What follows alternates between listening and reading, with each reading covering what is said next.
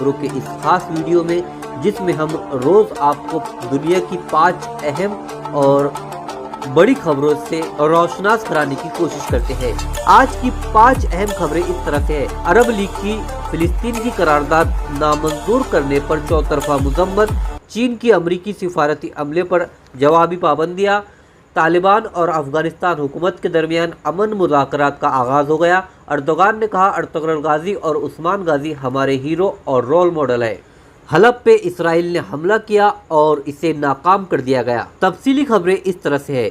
Number 1, अरब league का फिलिस्तीन की करारदाद नाकाम करने पर चौतरफा मजम्मत का सामना करना पड़ रहा है। इस्लामी तहरीक मुजाहिमत हमास ने अरब लीग में इसराइल के साथ यूएई के दोस्ताना ताल्लुकात इस्तेवार करने के खिलाफ और फिलिस्तीनी कौम के नज़्मुल ऐन की हिमायत में पेश की गई करारदाद नाकाम करने पर अरब लीग को कड़ी तनकीद का निशाना बनाया है। मसूदा करारदाद में इसराइल से ताल्लुकात ख़त्म करने, बैतुल मुक़द्दस में यहूदियों की साजिशों की मजम्मत, गरब अर्दुन में यहूदी आबादकारी की रोकथाम, गाज़ा के महासरे के खात्मे, यहूदी कौमियत के कानून की मजम्मत, फ़िलिस्तीनी पनाहगज़ीनों के हक़ में वापसी की हिमायत और सेहूनी रियासत की फ़िलिस्तीनियों के खिलाफ जारी दहशतगर्दी की मजम्मत का मुतालबा किया गया था। हमास की तरफ से कहा गया है कि अरब लीग का इस करारदाद को नाकाम कराना इसराइली दबाव को बताता है और ये वाज़ेह सबूत है कि अरब लीग इसराइल से डर कर काम कर रहा है।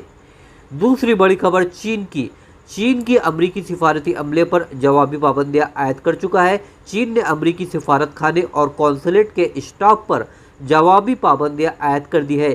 चीनी विदेश मंत्री ने कहा है कि चीन और हांगकांग में अमरीकी सिफारत खाने और कौंसलेट के स्टॉक पर पाबंदियां आयद कर दी गई है। विदेश मंत्री का मजीद कहना है कि चीनी इक़दामात अमरीकी गलत इक़दामात का सिर्फ ज़रूरी जवाब है। तीसरी बड़ी खबर अफगानिस्तान से। तालिबान और अफगान हुकूमत के दरमियान अमन मुज़ाकरात का आगाज़ हो चुका है। कतर में तालिबान और अफगानिस्तान हुकूमत के दरमियान 2 दहाइयों तक जारी रहने वाली जंग के खात्मे के लिए अमन मुज़ाकरात का आगाज़ हो चुका है, जो कि एक अच्छी खबर है। अब आते हैं चौथी आलमी खबर की तरफ। तुर्की के सदर रजब तैयब अर्दोगान ने कहा कि अर्तुगरुल गाजी और उस्मान गाजी हमारे हीरो है और रोल मॉडल है। अर्दोगान सोगोत में मुनक़िदा खाना बदोश फेस्टिवल में बोल रहे थे। उन्होंने कहा, छोटे से काई कबीले ने जिस तरह एक आलमी रियासत बनाई, वो हमारे लिए एक सबक है कि कभी भी हिम्मत नहीं हारनी चाहिए और अपने हौसले बुलंद रखने चाहिए। अर्दोगान ने अर्तुगरुल गाजी और उस्मान गाजी के लिए मग़फ़िरत की दुआ भी की और दुआ की कि अल्लाह हमें उन जैसी कामयाबी फिर से अता करे। अब पांचवी और आखिरी खबर इसराइल के नापाक हमले की है। जी हाँ, हलब शहर पर इसराइल ने मिसाइल से हमला किया, जिसे नाकाम कर दिया गया। शाम में सरकारी टेलीविज़न ने आज जुमे के रोज़ बताया कि शामी फ़ौज के फ़ज़ाई दिफ़ाई निज़ाम ने हलब शहर पर इसराइली हमले को पसपा कर दिया। शामी टीवी के मुताबिक सरकारी फ़ौज ने मुत्तहिद इसराइली मिसाइलों को इनके हदफ तक पहुँचने से पहले ही मार गिराया। इसराइली दफ़ाई ज़िम्मेदारान हालिया महीनों में ऐलान कर चुके हैं कि इसराइल शाम में ईरान के खिलाफ अपनी मुहिम को तेज़ करेगा, जहां तेहरान ने अपनी एजेंट जंगजू जमातों की मदद से अपने वजूद को वसअत दी है। खित्ते में इंटेलिजेंस ज़राए के मुताबिक इसराइल अपनी मज़कूरा कार्रवाइयाँ ऐसे वक्त में बढ़ा रहा है जबकि शाम समेत खित्ते और दुनिया के तमाम ममालिक कोरोना की वबा से दूचार है। इसराइल इस बात का एतराफ़ करता है कि 2011 में खाना जंगी के आगाज़ के बाद से इसने शाम के अंदर मुत्तहिद हमले किए हैं।